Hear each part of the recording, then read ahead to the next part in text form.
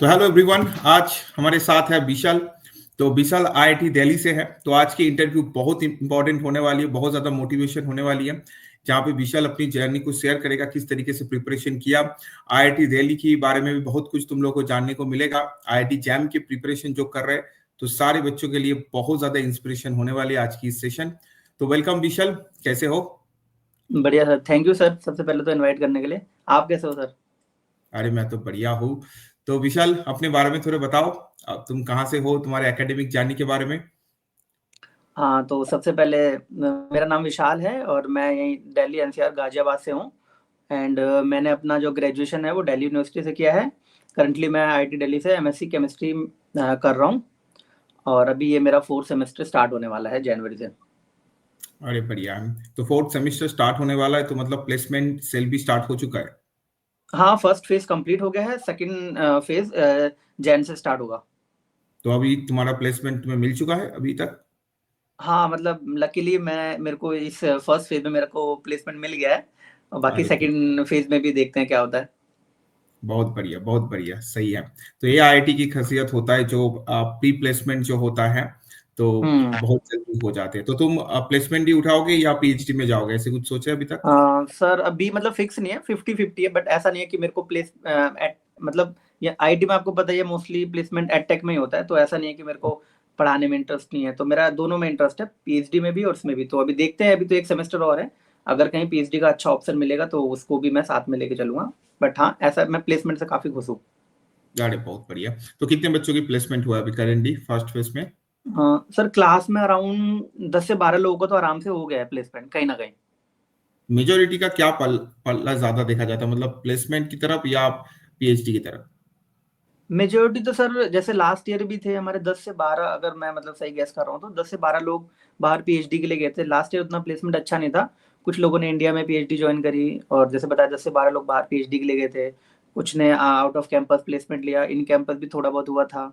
तो पीएचडी के लिए ज्यादा लोग रहते हैं। बट हाँ, अगर मैं ओवरऑल क्लास के कंपैरिजन में बोलूँ तो इतना नहीं है पीएचडी का। बट हाँ, अराउंड 10 से 15 लोग, 20 लोग पीएचडी के लिए जाते ही हैं, इंडिया और आउट ऑफ इंडिया दोनों मिला के। और मैं देखता हम्म। हूँ जो प्लेसमेंट के मामले में जितने भी आईआईटीज होते हैं, वहाँ पे आईआईटी दिल्ली एक्सेप्शनली काम करते हैं प्लेसमेंट के हम्म। मामले में। पीएचडी की हम्म। बात नहीं करो, वो तो सभी में जा रहे हैं। But hmm. प्लेसमेंट में मैं देखता हूँ जो दूसरे आईआईटीज हैं, मतलब इनफैक्ट आईआईटी बॉम्बे भी हो, उन सबसे भी दिल्ली में ज्यादा प्लेसमेंट के ऊपर फोकस किया जाता है, और उसकी प्लेसमेंट सेल काफी स्ट्रॉन्ग है, काफी हम्म। ज्यादा हम्म। है। मतलब हम्म। बहुत बड़े बड़े कंपनी भी वहां पे जाते हैं, सब में ही जाते हैं। बट दिल्ली हम्म। के प्लेसमेंट अच्छा उठाते हैं। अभी तक कितने हम्म। पैकेज जा रहा है, मतलब एवरेज पैकेज कितना जा रहा है प्लेसमेंट में? एवरेज तो सर वही है, 10-12 इस तरीके से बोल सकते हो। मिनिमम तो 6-7 भी होता है। बट हाँ, एवरेज वही 10 है, 12 है। और कुछ कुछ तो कंपनीज आई हैं मतलब जो मतलब 16-17 भी दिया है। बट वो काफी मतलब उनका थोड़ा प्रोसेस बहुत ही हेक्टिक है। तो और वो वहां पे एवरेज वही जो 10 से 12 बोल सकते हो। जो ज्यादा ले जा रहे हैं उनको तो एक बॉन्ड भी साइन कर रहे हैं, एक बॉन्ड साइन हम्म। करने पर। हाँ, बॉन्ड तो सर वो हर कंपनी का होता है, किसी का 1 साल का, किसी का 2 साल का, 3 साल का, जैसा भी हो। तो बॉन्ड तो जब भी साइन करना होता है, जब आप ज्वाइन करते हो उसके बाद ही साइन होता है। क्योंकि वो सही लोग है। सर हमारी ट्रेनिंग वगैरह पे इतना पैसा खर्च करते हैं फिर। इसलिए वो लोग भी मतलब थोड़ा सिक्योर होना चाहते हैं कि ये बाद में छोड़ के ना जाए। सही है। तो ये जो तुमने आईआईटी जैम की प्रिपरेशन किया, और तो तुम्हारे जानने किस तरीके से था, मतलब कैसे तुम तुम्हारे जानने को शेयर करोगे? सर सबसे पहले तो मैं ये बता दूं, मैंने कोई आईटी जैम के लिए कोई कोचिंग नहीं ली थी। बहुत आफ्टर बढ़िया। 12th मतलब मेरे को पहले नीट करना था। तो वो किसी रीज़न की वजह से मैं कर नहीं पाया, तो फिर मैंने डीयू में एडमिशन ले लिया। और वहाँ पे जैसे बताया, मैं लॉकडाउन में एडमिशन हुआ था, तो 1 साल तो हमारा वैसे ही मतलब ऑनलाइन ही चला सारा घर से। तो उस टाइम तक मुझे जैम के बारे में इतना पता नहीं था। बट हाँ, जैसे ही कॉलेज खुले, जब मैं कैंपस गया तो धीरे धीरे मुझे जैम के बारे में पता चला। तो वो मैंने अराउंड 1.5 ईयर से मैंने 4th सेमेस्टर से मैंने प्रिपरेशन स्टार्ट कर दी थी जैम के। यूट्यूब से, टेलीग्राम पे, इधर उधर से बहुत से मटेरियल मिल जाते थे। और कुछ मेरा जो ड्यू की जो क्लासेस थी वहाँ से भी मेरे को बहुत हेल्प हुआ है। तो वहाँ से धीरे धीरे जो मैंने कौन अराउंड सा 1.5 कॉलेज था ईयर। तुम्हारा ड्यू का? मेरा कॉलेज था राजधानी कॉलेज। ओके। हाँ, तो वहाँ से मतलब धीरे धीरे प्रिपेयर करना स्टार्ट किया। और बस ये तो हो गया लास्ट में। ये जो कॉलेज के साथ जो करना, ये इसमें काफी ज्यादा बच्चे मतलब दिक्कत हो जाती है, वो टाइम मैनेजमेंट नहीं कर पाते, तो उसको कैसे हैंडल किया तुमने? टाइम मैनेजमेंट सर एक्चुअली ऐसा था कि जैसे जो मेरे क्लास में कोर्स वर्क चलता था ना, मैं उसके अकॉर्डिंग चीजें करता था कि जो चैप्टर क्लास में चल रहा है मैं उसको, और जैसे क्लास में इतना नहीं कराते तो उसको मैंने अलग से ज्यादा कर लिया जितना जैम में रिक्वायर है। और साथ के साथ क्वेश्चन प्रैक्टिस लगा ली बहुत सारी, क्योंकि मटेरियल तो आपको क्वेश्चंस के लिए मिल ही जाता है कहीं ना कहीं से। पीवाईक्यू लगा लिए, तो इस तरीके से काफी मतलब हो जाता था। मेरे को इतना प्रॉब्लम नहीं हुआ क्योंकि मैंने थोड़ा पहले ही प्रिपरेशन स्टार्ट कर दी थी। बट हाँ, अगर आप विदाउट कोचिंग कर रहे हो तो लास्ट के 6 महीने कर सकते हैं। प्रिपरेशन कब से स्टार्ट कर दिया था, कौन सी ईयर से? मैंने सर जैसे हमारा कॉलेज खुल गया था थर्ड सेम में के लास्ट में खुला था, यानी फोर्थ सेम स्टार्ट होने वाला था तब खुला था, तो उस टाइम से ही मैंने प्रिपरेशन स्टार्ट कर दिया था। मतलब लगभग 1 साल पहले से स्टार्ट कर दिया था। हाँ, 1 साल पहले से कह सकते हो सर। और सिलेबस कितने महीने पहले कंप्लीट किया था? सिलेबस सर एक्चुअली मैंने क्या करा था कि मतलब पूरा सिलेबस तो मेरे से नहीं हो पाया था, पूरा सिलेबस मैंने कंप्लीट ही नहीं करा था। तो ऑर्गेनिक मेरा मेन पोर्शन था, फिजिकल और इनऑर्गेनिक। ऑर्गेनिक का मैंने इतना नहीं कवर करा था, जो इंपॉर्टेंट चैप्टर है जो वही मैंने कवर किया था। तो मैंने दिसंबर 15 दिसंबर तक अपना सारा जितना भी हो सकता था सब कवर करके, उसके बाद मैंने लास्ट के 1.5 मंथ मैंने क्वेश्चन प्रैक्टिस लगाई है सबसे ज्यादा। और मैं मानता भी हूँ कि मेरा सिलेक्शन भी उसी की वजह से हुआ है, जितना क्वेश्चन प्रैक्टिस मैंने की है। मतलब क्वेश्चन प्रैक्टिस बहुत इंपॉर्टेंट। बहुत बढ़िया। जो विशाल ने एक बहुत अच्छी चीज सिलेक्ट किया, जो उसने 100% सिलेबस को कवर नहीं किया, जो हम्म जरूरत नहीं पड़ता है। जितना भी हम्म किया, अगर 70% भी किया है तो उसको एकदम हम्म जबरदस्त तरीके से किया, मतलब वहां से जो भी हम्म क्वेश्चन आएगा कर लेंगे। ये हम्म। बढ़िया। कितने बार रिवीजन किया था सिलेबस को? रिवीजन तो सर मतलब मैंने बताया ना, लास्ट का जो मंथ था मतलब अराउंड 1.5 और 2 मंथ, उसमें यही करता था। दिन में रिवीजन, फिर उसका मैंने एक टेस्ट सीरीज भी ज्वाइन करी थी, तो टेस्ट रिवीजन यही चलता था। 2-3 बार तो रिवीजन हो ही गया था पूरा पूरा अच्छे से, जितना मैंने किया था उतना। एक्सपेक्टेशन था एग्जाम के पहले? एग्जाम के पहले तो सर डर तो लग ही रहा था, क्योंकि बहुत से लोगों को मैंने देखा था जो कोचिंग ले रहे हैं, एक एक दो दो साल से प्रिपेयर कर रहे हैं। और मैं जानता भी था कुछ मेरे दोस्त से जो ऑफलाइन कोचिंग भी जाते थे या फिर ऑनलाइन कोचिंग भी लेते थे, तो और उनको ड्यू देख के में थोड़ा वो, ड्यू में तो एक कोचिंग, मतलब कोचिंग की काफी ज्यादा क्रेज है हाँ, ड्यू बहुत के ज्यादा। अंदर। जो बहुत दूसरे ऑफलाइन। इंडिया के दूसरे शहर में इतने ज्यादा कोचिंग अवेलेबल नहीं है ऑफलाइन। हाँ, ड्यू में काफी ज्यादा अवेलेबल है। वही सर, मतलब मेरे बहुत से दोस्त है जो मैं जिनको जानता था, वो ऑफलाइन भी जाते थे और ऑनलाइन भी ले रखा था, मटेरियल सब चीज ले रखा था। बट हाँ, उनसे भी मेरे को काफी हेल्प हुई, उन्होंने भी मेरी बहुत हेल्प करी। बट हाँ, डर तो लगता ही था कि हाँ यार उनका हो जाए, मैं तो कोचिंग भी नहीं ले रहा, पता नहीं मेरा होगा नहीं होगा। बट ऐसा नहीं है, लकीली मेरा हो ही गया लास्ट में। मतलब वो जो तुम लोग दिल्ली में क्या, मतलब मटेरियल सारे ऑफलाइन में भी मिलता था या टेलीग्राम से ही कनेक्ट करना पड़ता था? हाँ, मतलब दिल्ली में मैंने देखा ऑफलाइन ऑफलाइन में। भी मेरे बहुत से दोस्तों ने ले रखा था मटेरियल, तो मैं उनसे भी मांग लेता था, तो हो जाता था। तो ऑफलाइन भी मिल जाता है। टेलीग्राम में भी एक अच्छे ऑप्शन है, और दिल्ली में हो तो मतलब वो जो दिल्ली गेट है आईटी दिल्ली के, वहां आप पे तो मतलब लोकल भी प्रिंट आउट करा सकते हो, मिल जाता है ऐसे सही है। कहीं ना कहीं। ये दिल्ली की एक बच्चों की एडवांटेज होता है। बट हाँ, अभी तो हम्म करंट टाइम में ऑनलाइन आ चुका है। किसी भी टेलीग्राम चैनल में जाओगे तो सभी मटेरियल, पीवाईक्यू सब कुछ ही फ्री में मिल हम्म। जाता हाँ, वही है। वही। मतलब कोई बच्चों को अगर चाहिए होता है तो मिल जाते हैं। हाँ, तुमने बुक के ऊपर कितना फोकस किया, बुक स्टडी कितना किया? बुक के लिए सर मैं सेमेस्टर के साथ जो टीचर रिकमेंड करते थे तो वही बुक पढ़ता था। मैंने जैम के लिए अलग से कोई बुक नहीं पढ़ी है कि हाँ जैम के टाइम में, क्योंकि मैं बुक पढ़ता तो शायद मैं कर भी नहीं पाता। मैंने जो बस क्लासेस में जो सर बुक बताते थे, जैसे फिजिकल के लिए केएल कपूर, हमारे टीचर केएल कपूर वगैरह फॉलो करते थे, तो वहां से जो डेरिवेशन वगैरह हैं तो वहां से वो सब तब करता था। मतलब सेमेस्टर एग्जाम के लिए पढ़ी है बुक, बाकी जैम के लिए मैंने बुक्स नहीं पढ़ी इतनी। सही है। तो उसके हम्म बाद अभी जो आप आईआईटी दिल्ली में आ चुके हो, तो यहाँ पे हम्म। एटमॉस्फेयर कैसे लग रहा है, और क्या लगता है तुम्हारे अंदर क्या चेंजेस हुआ है आईआईटी आने के बाद? सर चेंजेस तो बहुत हुए हैं। मतलब आईटी दिल्ली आना मतलब इंडिया का one of the best institute है, सबका सपना होता जाना। सबसे जो बड़ा चेंज है सर, वो जो थिंकिंग लेवल होता है ना, कि मतलब मैं ड्यू में था, ड्यू में जो थिंकिंग लेवल था, चीज़ों को देखने का तरीका, और जो यहाँ पे आने के बाद जो नज़रिया बदला है ना, वो बहुत बहुत ज़्यादा चेंजेस आते हैं। तो वो सबसे इम्पोर्टेंट है। और दूसरा जैसे सर, एग्जाम्पल बताओ, किस एग्जाम्पल तरीके? सर, हम किसी भी नॉर्मल चीज को अगर हम देखते हैं, मतलब मान लो ड्यू में मैं जो भी मतलब मेरा बैचमेट थे, तो पहले मेरे को लगता था कि हाँ मैं ही मतलब सब कुछ हूँ क्लास में, मेरे से बड़ा तो कोई है ही नहीं, इस तरीके से, है ना, कंपटीशन जो होता है। बट यहाँ आके जब मैं फर्स्ट सेमेस्टर में एग्जाम दिए, इंडिया के मतलब हर कोने से अच्छे अच्छे लोग आए, तो उनसे कंपटीशन जो इतना मिला, फिर चीजों को देखने का नजरिया बदला, नहीं कि भाई हमसे भी बेस्ट लोग हो सकते हैं यहाँ पे। तो उसको कंप्लीट करना जो फर्स्ट सेमेस्टर और सेकंड सेमेस्टर था वो बहुत ही ज्यादा मेरे लिए हेक्टिक था, क्योंकि मेरा सर जो कोर्स है वो बीएससी ऑनर्स नहीं था, वो जनरल कोर्स था मेरा, मतलब ड्यू में। ओके। तो तीनों था, मतलब पीसीएम, फिजिक्स केमिस्ट्री मैथमेटिक्स। तो ऐसा नहीं है कि हाँ मेरे को केमिस्ट्री मतलब ड्यू में इतना पढ़ाया गया है, तो उसकी वजह से भी काफी मुझे करना पड़ा। तो फर्स्ट सेमेस्टर में थोड़ा ज्यादा मतलब प्रेशर हैंडल करना मुश्किल होता था, बट हाँ जैसे ही सेकंड सेमेस्टर आया मैंने उस चीज को मतलब कर लिया अच्छे से, हो गया, मतलब इतना प्रॉब्लम नहीं आया फिर। तो अब तो बहुत चिल रहता है, हम लोग एक एक दिन पहले बस रात को पढ़ के एग्जाम दे के आते हैं और अच्छा स्कोर वही होता तो है। होता है आईआईटी में, यही बात होता है, हम्म। ऑटोनोमस बॉडी है तो क्लास में जो ही हाँ पढ़ाएगा वहां से मेजोरिटी, मतलब वो वही अगर सर। उसको नोट्स अच्छे से देखा जाए तो आ जाते हैं। और अपने एटीट्यूड में भी काफी ज्यादा चेंजेस हो जाता है जब तुम इतने हम्म।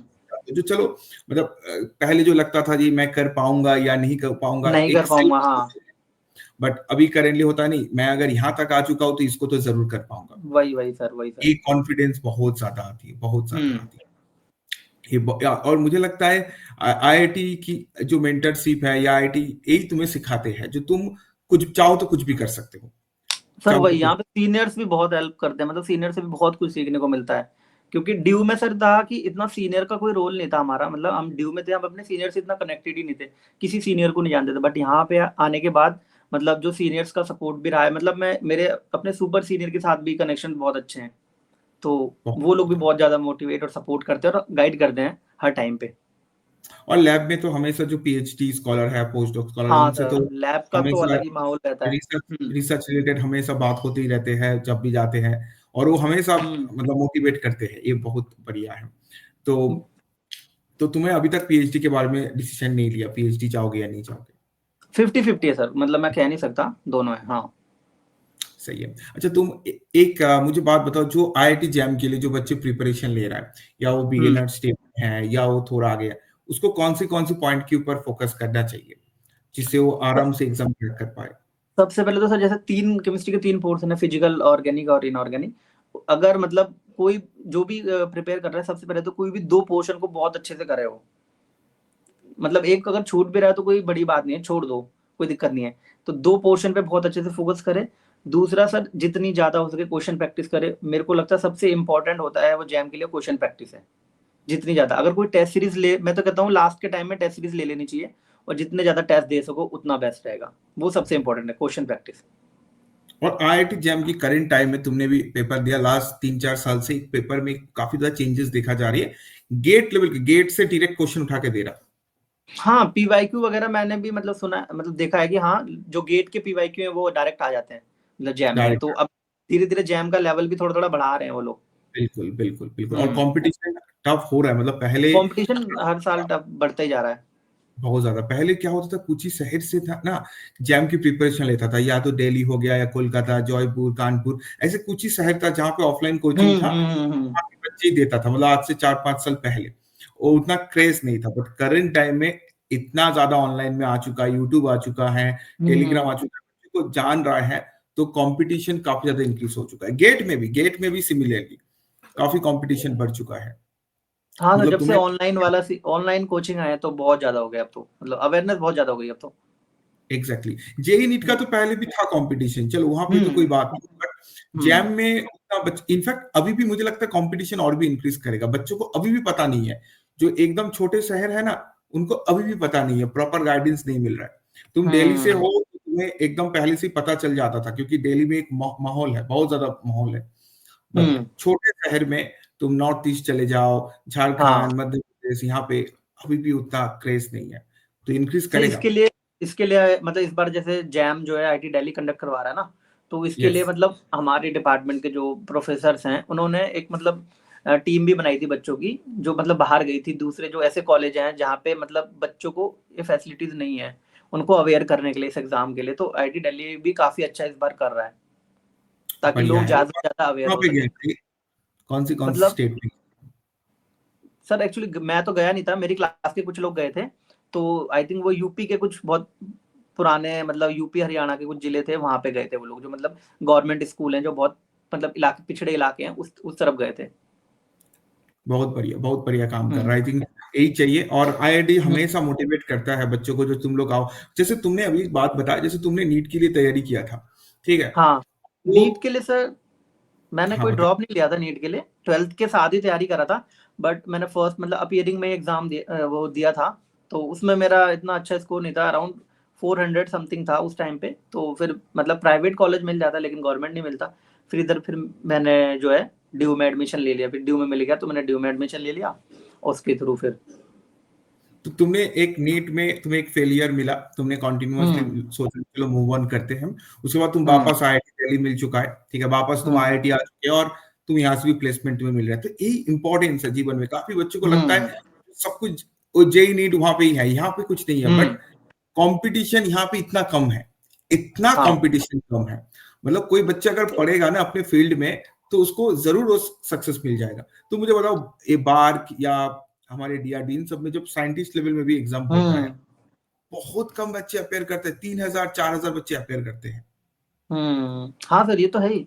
सर मेरे को जो एक मोटिवेशन जो मिला था मतलब आईआईटी में आने के लिए, वो एक मेरे कॉलेज में एक सेमिनार था, मतलब हमारे सीनियर थे तो वो आईआईटी हैदराबाद से उन्होंने एमएससी कर रखा था, तो उनको बुलाया गया था। वो बार्क में करंटली साइंटिफिक ऑफिसर लगे थे, तो उन्होंने ओके। आए जब उन्होंने बताया काफी मतलब जिस तरीके से, तो वहां से एक और मोटिवेशन मिला कि हाँ मतलब इजीली तुम अच्छी अच्छी पोस्ट पे अच्छी अच्छी जगह जा सकते हो। और सबसे बेनिफिट तो एग्जैक्टली। सर आप फॉरेन के लिए जो पीएचडी का ऑप्शन है वो मतलब मुझे नहीं लगता किसी और इंस्टीट्यूट में आपको कहीं मिलेगा एक्सेप्ट एग्जैक्टली। आईआईटीज और आईसीएस और आइजर के कंपेयर में। दूसरे भी मिलता है बट उनको थोड़ा स्ट्रगल करना पड़ता है। बट हम्म आईआईटी में अगर रिकमेंडेशन होगा, जैसे तुम आईआईटी दिल्ली में हो, जैसे हम्म लास्ट बता रहा आईआईटी में कुछ डेटा, जैसे मद्रास में इस बार 60 बच्चे था, 60, वहां पे हम्म 45 बच्चे अब्रॉड चला गया। हम्म तरीके से बच्चे जा रहे हैं, मतलब ओनली रिकमेंडेशन का खेल है, कोई जेआरई टॉयफेल कुछ नहीं चाहिए। तो हाँ और अब्रॉड के भी ना जो प्रोफेसर होता है, अगर वो देखता है जो हाँ ये आईआईटी से आ रहा है, तो इसका मतलब इसकी रिसर्च नॉलेज है, मतलब हम्म इसको इंस्ट्रूमेंटेशन वगैरह सब नॉलेज है, चलो इसको ले लेते हैं, मतलब ले लेता है, हम्म मतलब उसका इंटरव्यू भी बहुत आसान होता है। तो जो स्टूडेंट मुझे लगता है रिसर्च करना चाहता है या साइंटिस्ट बनना चाहते हैं, तो उनके लिए हम्म बीएससी ऑप्शन एक बेटर ऑप्शन है। ठीक है, हाँ ये सर बिल्कुल। ये तो है।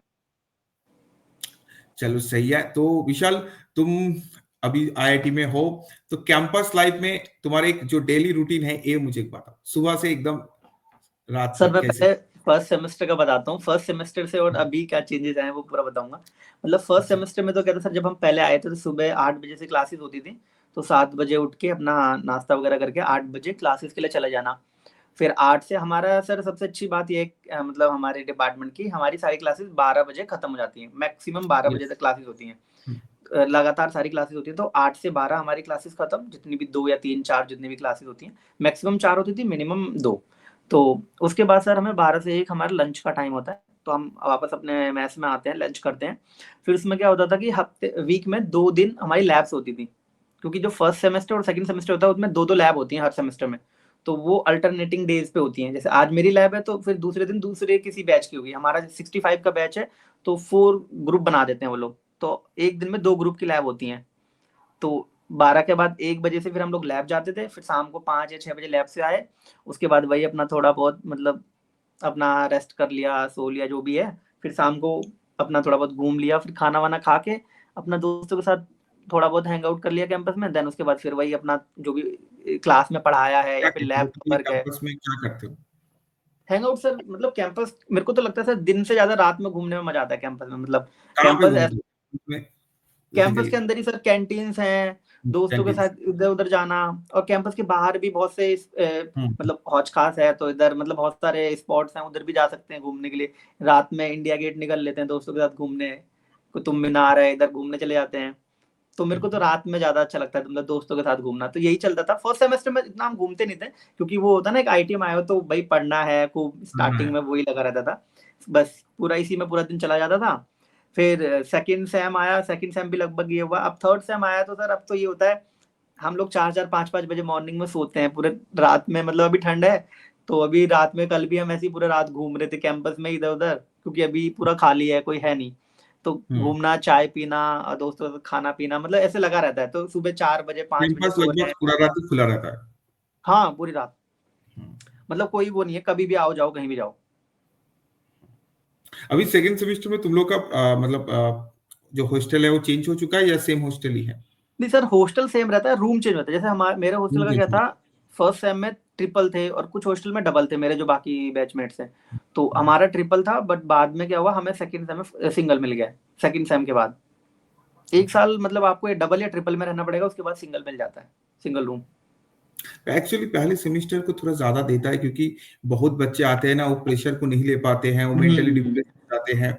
एक बहुत बड़ी रीजन है, मतलब आईआईटी की इतना प्रेशर है, तो थोड़ा ग्रूमिंग करने देता है, तो चलो एक साथ रहो, ग्रूमिंग करो, दोस्त बनाओ, उसके बाद तो तुम अपनी पढ़ाई करो। ये भी एक रीजन है, मतलब ऐसे नहीं है और लोग सोचता जो सीट कमी है, ऐसे नहीं है, बहुत हॉस्टल खाली है। ठीक है, हाँ सर, तुम लोग इनटेक की हॉस्टल में रहते हो या अलग से? नहीं सर, इसमें कंबाइन है, पीएचडी, एमटेक, बीटेक सब, एमएससी सब। ओके, सही है। तो आई थिंक विशाल ने अपनी पूरी जर्नी को शेयर किया और किस तरीके से उसने प्रिपरेशन किया, और सबसे बड़ी बात है, अगर तुम खुद के ऊपर भरोसा रख सकते हो तो डेफिनेटली तुम्हें सक्सेस मिल सकता है। विशाल ने एक कोई इंस्टीट्यूट ज्वाइन नहीं किया, खुद से प्रिपरेशन किया, बट फिर भी उसको उसने क्रैक किया। ठीक है, आई थिंक विशाल से मेरा एक बार जैम के टाइम भी बात हुआ था, उस टाइम टेलीग्राम में मेरा बात हुआ था। तो एक सही है, मतलब कोई अगर पढ़ना चाहते हैं तो जैम ऐसे बहुत डिफिकल्ट एग्जाम नहीं है, मतलब जो तुम ये तो है। अगर कोशिश करोगे तो बिल्कुल तुम कर सकते हो। ठीक है, हाँ, बट विशाल के अंदर पोटेंशियल था, ऐसे नहीं जो सभी बच्चों खुद से कर लेता है, ऐसे भी नहीं होता है। बहुत बच्चे को क्या प्रॉब्लम होता है ना, वो एक्सट्रैक्ट नहीं कर पाते हैं। मैं ऐसे भी देखता हूँ, कुछ कुछ बच्चे प्रिपरेशन करता है, फिर भी वो एक्सट्रैक्ट नहीं कर पाते, मतलब उसके पास ना वो कॉन्फ्यूज हो जाता है। मतलब एक चैप्टर, लेट्स कंसीडर कोई पढ़ रहा है एटॉमिक स्ट्रक्चर, उसने 4-5 एटॉमिक स्ट्रक्चर पढ़ लिया, इधर से नो, इधर से नो, इधर से नो, मतलब एटॉमिक स्ट्रक्चर भी पढ़ लिया, बहुत पढ़ लिया, और वो इतना पढ़ लिया, मतलब पजल हो चुका है उसका। हाँ सर, मैं भी अगर किसी अपने जूनियर को या कोई बोलता है, कुछ बताता हूँ, तो मैं यही बोलता हूँ कि मतलब मैंने तो ठीक है विदाउट कोचिंग है, बट मैं एक बार उनको रिकमेंड करता हूँ, अगर आप ले सकते हो तो कोचिंग ले लेना चाहिए, क्योंकि उससे आपको प्रॉब्लम नहीं होती। मेरे को बहुत प्रॉब्लम होती थी इधर उधर, मतलब चीजें ढूंढना, सर्च करने में। और सबसे बेस्ट चीज ये थी कि मैं और एक मेरा दोस्त थे, दोनों प्रिपेयर कर रहे थे, तो हम लोग आपस में डाउट बहुत सॉल्व कर लेते थे, तो इसलिए मेरे को ज्यादा प्रॉब्लम नहीं है। लेकिन कुछ लोग होते हैं कि हाँ, कोई होता ही नहीं साथ में पढ़ने के लिए, तो वो फिर कंफ्यूजन में ही रहते हैं कि हाँ यार ये कैसे हो बहुत गया। इंपॉर्टेंट होता है, अगर कोई एक बंदा मिल जाए, मतलब जो भी प्रिपरेशन कर रहा है, तो उसके साथ बहुत टाइम तक डिस्कशन कर सकते हो, सब्जेक्ट को लेकर, कोई प्रॉब्लम्स को लेकर डिस्कशन कर सकते हो। इसमें बहुत ज्यादा मतलब कॉन्सेप्ट इंक्रीज होता है, मैंने भी देखा, मैंने भी स्टूडेंट टाइम में इंक्रीज किया। जो कोई एक टॉपिक के ऊपर दोनों में डिस्कस कर रहे हो, जो उसने कुछ कॉन्सेप्ट किया, तुमने कुछ किया, उसको शेयर कर रहे हो, ये बहुत इंपॉर्टेंट, ये होना चाहिए, बहुत इंपॉर्टेंट है। तो थैंक यू सो मच विशाल। विशाल ने बहुत कुछ शेयर किया आज की। आई थिंक ये सेशन जो देख रहा है उनको बहुत ज्यादा मोटिवेशन मिलेगा। और तो विशाल, लास्ट तुम सारे बच्चों को क्या बोलना चाहोगे? लास्ट में सबसे पहले तो थैंक यू सर आपको, आप मतलब बच्चों के लिए इतना कर रहे हो, सबको बुलाते हो, मैं देखता हूँ आप मतलब उनकी जर्नी देखते हो, ताकि बच्चों को एक मोटिवेशन मिले। क्योंकि हम भी सर जब प्रिपेयर करते थे तो यही देखते थे कि हाँ, वीडियोज वगैरह बहुत सर्च करते थे कि हाँ मतलब कोई हमें सीनियर मिल जाए जो हमें गाइड करे, बता सके। तो उस पॉइंट ऑफ व्यू सर आप काफी मतलब बढ़िया कर रहे हो, अच्छा है। तो बाकी सर एट द एंड यही बोलना चाहूंगा कि हाँ मतलब डरना नहीं है, मतलब अगर आप कोचिंग ले रहे हो या ना ले रहे हो, ये नहीं सोचना कि वो वैसे प्रिपेयर कर रहा है मेरा तो नहीं होगा। मैं भी सोचता था, बट हाँ मैं ऐसे ऐसे लोगों को जानता हूँ जो अच्छी अच्छी कोचिंग में थे, उनका नहीं हुआ बट मेरा हो गया। तो कभी ऐसा नहीं सोचना कि मतलब हो नहीं पाएगा। बस यही है कि जितना सिलेबस है उसे अच्छे से अब तक तो सबने कर ही लिया होगा, बस अब लास्ट टाइम है, तो वही है जितना हो सके क्वेश्चन प्रैक्टिस करो, और टेस्ट सीरीज वगैरह अगर ज्वाइन कर सकते हो तो ज्वाइन कर लो। लास्ट मोमेंट में क्वेश्चन प्रैक्टिस ही सबसे इंपॉर्टेंट है। बहुत बढ़िया। आई थिंक विशाल ने एकदम टू द पॉइंट बात किया, जो तुम्हें मिनट में करना चाहिए, इधर उधर भटकना नहीं है, एकदम थ्रू द पॉइंट काम करो, और जो भी अभी तक किए हो उसको ही बार बार करो। ऐसे नहीं जो एक 1 मंथ पहले तो सारे टॉपिक पढ़ने की बिल्कुल जरूरत नहीं, जितना सिलेबस का किया उसका ही करो, उतना ही करो। बिल्कुल। तो thank you Vishal, all the best, तुमको भी बहुत ज्यादा शुभकामना, तुम आगे में जाओ, प्लेसमेंट उठाओ या पीएचडी करो, जो भी करो, और एकदम फोड़ दो लाइफ में, जो भी करो एकदम अपने सारे सपने पूरा करो। तो all the best, thank you sir, love you. Okay okay, love you thank you sir, so love you, thank you sir, thank you so much sir. Bye bye.